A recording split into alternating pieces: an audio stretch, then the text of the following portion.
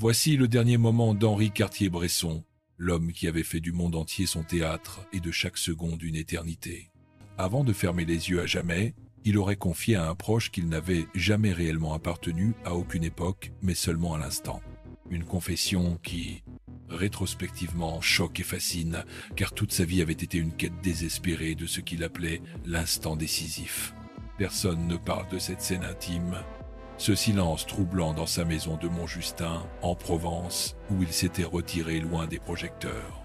Pourtant, c'est là que l'un des plus grands photographes du XXe siècle a choisi de vivre ses dernières heures, entouré de souvenirs, d'images et de secrets jamais révélés. Sa mort, en août 2004, ne fut pas un simple départ biologique.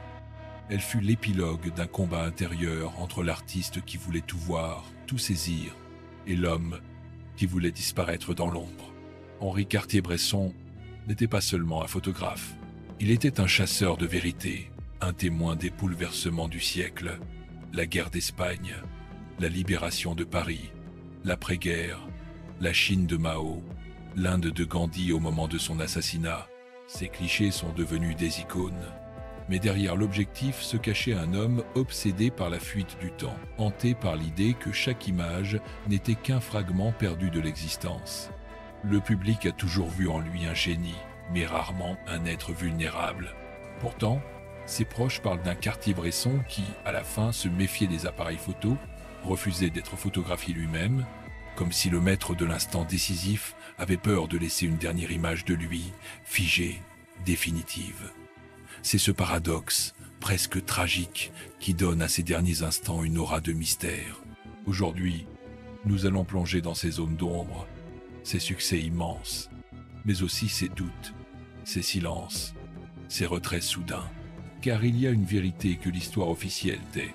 Henri Cartier-Bresson, en quittant ce monde, il y a peu, être emporté avec lui le plus grand secret de la photographie moderne, celui de savoir si l'instant décisif existe vraiment, ou si ce n'était qu'une illusion qu'il nous avait tous convaincus de croire. Pour comprendre les derniers instants d'Henri Cartier-Bresson, il faut d'abord plonger dans l'univers où il a bâti sa légende. Né en 1908 dans une famille bourgeoise française, il semblait destiné à une vie confortable et ordinaire. Pourtant, très tôt, il se détourna de ce chemin tracé. Il se passionna pour la peinture, puis pour la caméra de cinéma, avant de trouver enfin l'arme qui allait le définir, l'appareil photo Leica. Cet objet discret, léger, presque invisible, lui permit de capturer le monde comme aucun autre avant lui. Les années 1930 furent son laboratoire. Il voyagea en Afrique, en Espagne, en Italie, toujours à l'affût de visages, de gestes, d'ombres fugaces. Déjà, sa philosophie prenait forme. Ne pas mettre en scène, ne pas interrompre, mais surprendre la vie dans sa vérité la plus crue. Cette obsession donna naissance à ce concept devenu mythique. L'instant décisif. L'idée qu'une fraction de seconde bien saisie pouvait révéler une vérité universelle. Mais derrière l'image élégante du poète de la photographie se cachaient des fractures plus profondes. Cartier-Bresson fut prisonnier de guerre pendant la Seconde Guerre mondiale, évadé après plusieurs tentatives, témoin direct de la brutalité humaine. Ces années marquèrent en lui une tension qui ne le quitterait jamais. L'obsession de documenter, mais aussi la tentation d'échapper. À la Libération, il participa à filmer les camps de prisonniers, et ce qu'il vit alors hanta ses nuits autant que ses négatifs. Puis vinrent les voyages. L'Inde, la Chine, le Mexique, l'Union soviétique. Il photographia Gandhi quelques minutes avant son assassinat. Il immortalisa la victoire communiste à Pékin. Il entra dans les cuisines du monde en témoin silencieux. Mais là encore, une ombre rôdait. Plus il voyait, plus il semblait s'éloigner de lui-même. Comme si sa caméra lui servait autant de bouclier que d'œil. Le thème central de sa vie et de notre histoire se dessine alors. Henri Cartier-Bresson fut un homme qui voulut tout voir, mais qui refusa d'être vu. Son Leica était une arme pour disséquer le réel, mais il détestait qu'on l'interroge sur lui-même. Il refusait les interviews trop personnelles, haïssait qu'on le photographie, et dans les dernières années, Il abandonna presque complètement la photographie pour revenir au dessin. Son premier amour. Était-ce une fuite? Était-ce une manière de reprendre le contrôle d'une vie trop exposée? Dans le contexte culturel du XXe siècle, Cartier-Bresson occupa une place unique. Il fut à la fois un artiste admiré par les musées et un reporter adulé par les journaux. Sa carrière fit de lui un témoin universel. Mais son retrait progressif choqua ceux qui voyaient en lui un maître éternel. La contradiction entre l'homme public et l'homme secret devient alors le cœur de notre récit. Car en réalité, son silence final n'est pas seulement celui d'un vieil homme fatigué. C'est celui d'un créateur qui a passé sa vie à fuir la banalité et qui, à l'approche de la mort, choisit l'ombre plutôt que le flash. Son thème ultime n'était plus l'instant décisif, mais l'instant de disparaître. Voici comment tout a commencé. Une rencontre entre un jeune homme de bonne famille et un petit appareil photo presque anodin qui allait pourtant transformer le regard du monde. Henri Cartier-Bresson, dans sa jeunesse, n'avait rien d'un rebelle. Mais il y eut cet événement initial, la découverte du Leica, une arme de poche pour capturer l'invisible. Ce fut une révélation. L'objet se glissait dans une main, dans une poche, et permettait d'attraper la vie à l'improviste. À partir de ce moment, plus rien ne serait jamais pareil. Il partit en Afrique en 1931, où il faillit mourir de la malaria. L'expérience le marqua profondément. Il comprit que la vie pouvait se briser à tout instant et que l'appareil photo, paradoxalement, pouvait en sauver une trace éternelle. De retour en Europe, il devint un observateur infatigable, toujours à la recherche de scènes qui échappaient aux autres. Des enfants jouant derrière un mur, un homme sautant une flaque d'eau, un passant surpris dans la lumière. De petits gestes, mais pour lui des éclats de vérité. Puis vint la guerre. Prisonnier des Allemands, enfermé pendant près de 3 ans, Cartier-Bresson tenta plusieurs fois de s'évader. Ce fut lors de sa 3e tentative qu'il réussit enfin à recouvrer la liberté. Mais ce passage par les ténèbres fit naître en lui une conviction. Il n'y a pas de vérité universelle, seulement des instants qui révèlent, puis disparaissent. De ce traumatisme naquit son obsession. Ne jamais manquer ce moment fugace qui dit tout. Après 1945, il fonda avec Robert Capa et d'autres légendes l'agence Magnum Photo. C'était un tournant. Pour la première fois, des photographes reprenaient le contrôle de leurs œuvres, choisissaient ce qu'ils montraient et se faisaient les chroniqueurs de l'histoire mondiale. Cartier-Bresson se retrouva alors au cœur des grands bouleversements. Il suivit Gandhi dans ses derniers jours. Il photographia la Chine au bord de la Révolution. Il entra dans l'URSS derrière le rideau de fer. Mais derrière ces triomphes, une rumeur circulait déjà. Cartier-Bresson n'aimait pas être célèbre. Il détestait l'idée de devenir une icône. Ses collègues racontaient qu'il se fâchait lorsqu'on voulait le photographier, qu'il refusait obstinément les projecteurs. Et pourtant, le monde le regardait. L'homme qui saisissait les vies des autres refusait qu'on saisisse la sienne. Ce conflit interne s'aggrava avec le temps. Plus ces images devenaient des références, plus il cherchait à s'en détacher. Dans les années 1970, à la surprise générale, il abandonna presque totalement la photographie pour revenir au dessin. Il déclara un jour « La photographie m'a beaucoup pris. Elle m'a empêché de vivre. » Cette phrase résonne comme un aveu, mais aussi comme une condamnation. L'art qui l'avait rendu immortel était aussi celui qui l'avait enfermé. Le point culminant arriva dans ces dernières années. Retiré à Montjustin avec sa femme, la photographe Martine Franck, Cartier-Bresson vécut dans une discrétion absolue. Ceux qui le visitaient parlaient d'un homme courtois, mais obsédé par l'idée de disparaître. Il ne voulait plus entendre parler de Leica, de Magnum, ni de l'instant décisif. Comme si, au crépuscule de sa vie, il avait compris que la vérité qu'il avait traquée n'était qu'un mirage. Et pourtant, les conséquences de son œuvre étaient irréversibles. Des générations de photographes se réclamaient de lui, des musées organisaient des expositions monumentales, son nom entrait au Panthéon des Arts.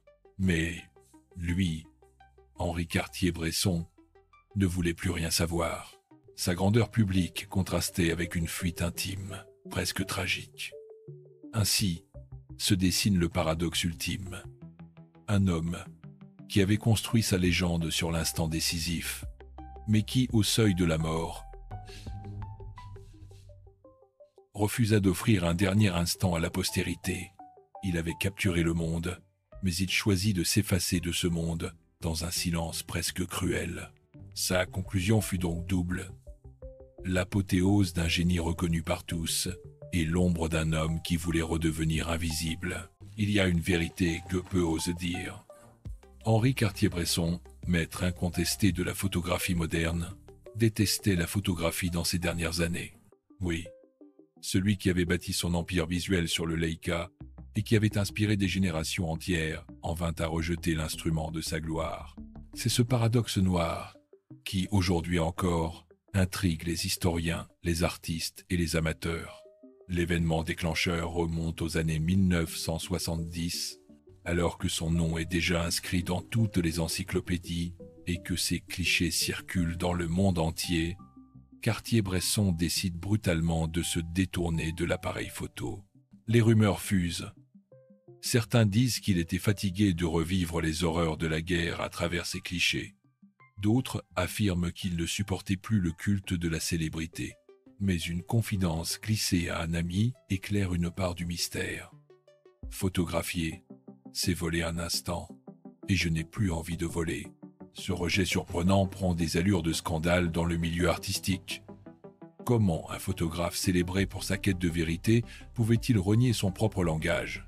Dans les coulisses de Magnum, ses collègues parlent d'un homme tourmenté, parfois amer, qui refusait d'être réduit à un style ou à un concept.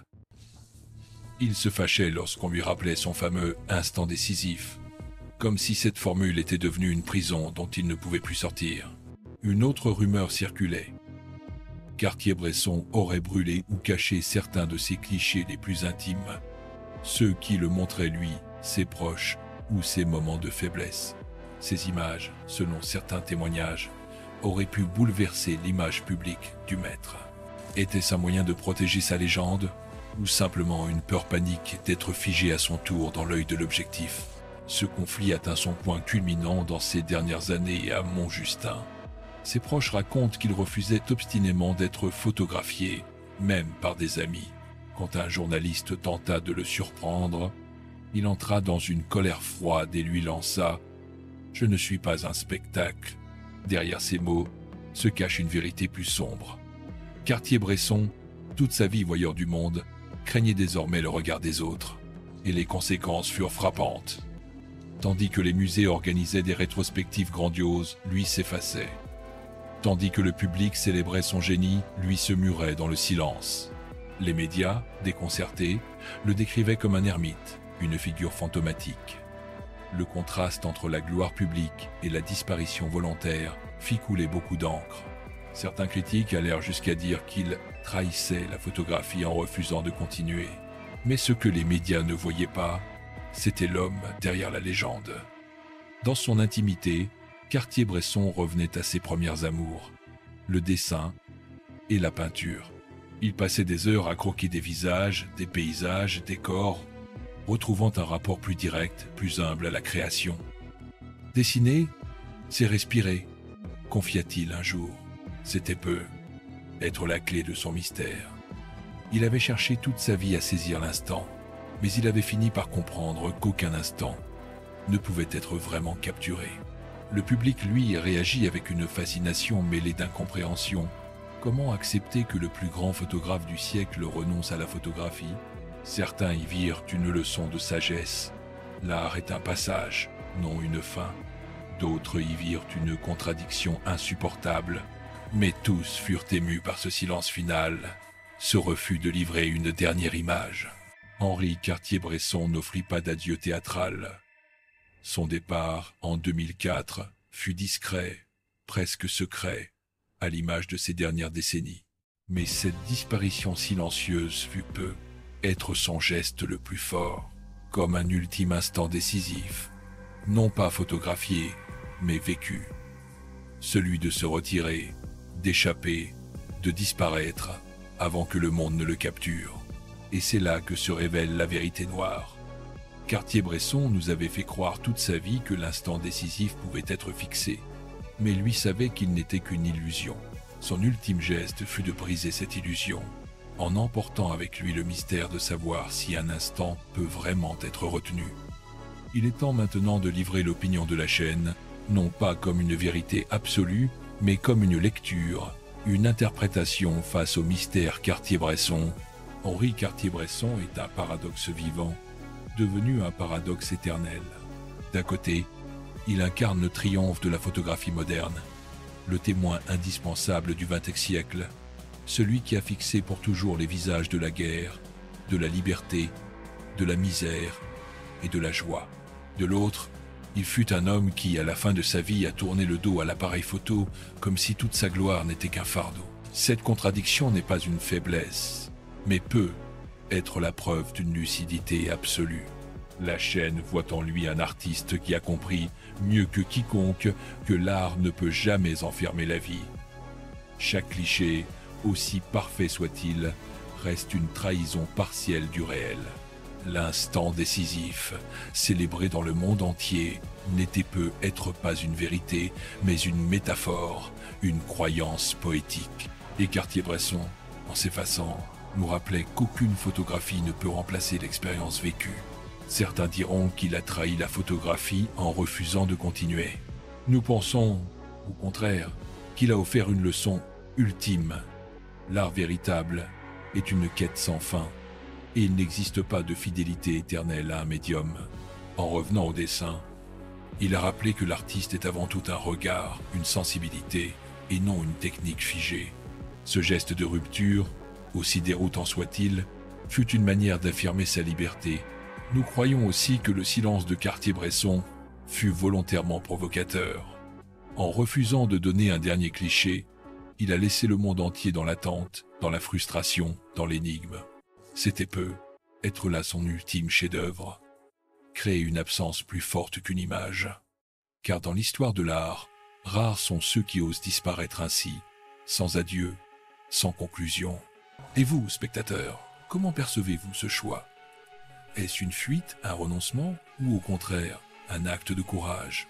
Était-ce un refus de devenir une statue vivante, ou l'ultime instant décisif, celui où l'artiste décide de se soustraire au regard du monde ? La chaîne pense que Cartier-Bresson nous oblige à réfléchir sur notre propre rapport aux images, à une époque saturée de photographie, où chaque instant est enregistré, archivé, partagé, son silence résonne comme une mise en garde. Il nous dit « Attention, tout ne doit pas être vu, tout ne doit pas être figé. L'essence de la vie réside peut être justement dans ce qui échappe. » Henri Cartier-Bresson restera donc pour nous non seulement un maître de la photographie, mais aussi un maître du doute. Un homme qui nous a appris à regarder, mais aussi à accepter que certaines vérités se refusent à l'objectif. Il y a des histoires qui se racontent avec éclat, et d'autres qui se murmurent dans le silence. Celle d'Henri Cartier-Bresson appartient à la seconde catégorie. À l'heure de ces derniers instants, il n'y eut ni grand discours, ni adieu solennel. Seulement le souffle discret d'un homme qui avait passé sa vie à écouter le monde à travers le viseur d'un Leica et qui choisit, au moment de partir, de refermer doucement l'objectif pour toujours. On se souvient de ces images comme de poèmes visuels. Un enfant qui court dans la rue de Séville, une silhouette suspendue dans l'air au-dessus d'une flaque d'eau. Gandhi, quelques instants avant son assassinat. Ces clichés sont devenus la mémoire collective du XXe siècle. Mais derrière chaque photographie, il y avait un homme qui doutait, qui se cachait, qui craignait de se voir figé à son tour. Sa nostalgie, à lui, se trouvait dans le dessin, dans ces lignes fragiles qu'il traçait sur le papier comme pour retrouver l'essence simple des choses. Loin des projecteurs, loin des musées, il redevenait ce jeune homme passionné d'art, comme si toute la gloire accumulée n'avait été qu'une parenthèse.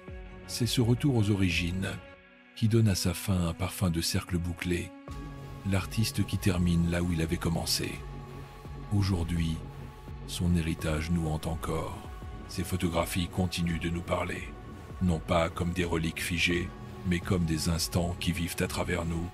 Pourtant, le plus grand secret qu'il nous a laissé n'est pas contenu dans ses clichés, mais dans son silence. Ce silence est peu être son dernier chef-d'œuvre, une absence qui dit plus que 1000 images. Il y a des histoires qui n'avaient jamais été racontées, Mais maintenant, vous les connaissez. Et peut être qu'en regardant autour de vous, en surprenant un sourire, une ombre, un geste, vous comprendrez ce qu'Henri Cartier-Bresson cherchait toute sa vie. Non pas l'instant décisif, mais le miracle de l'instant qui, une fois vécu, ne revient jamais.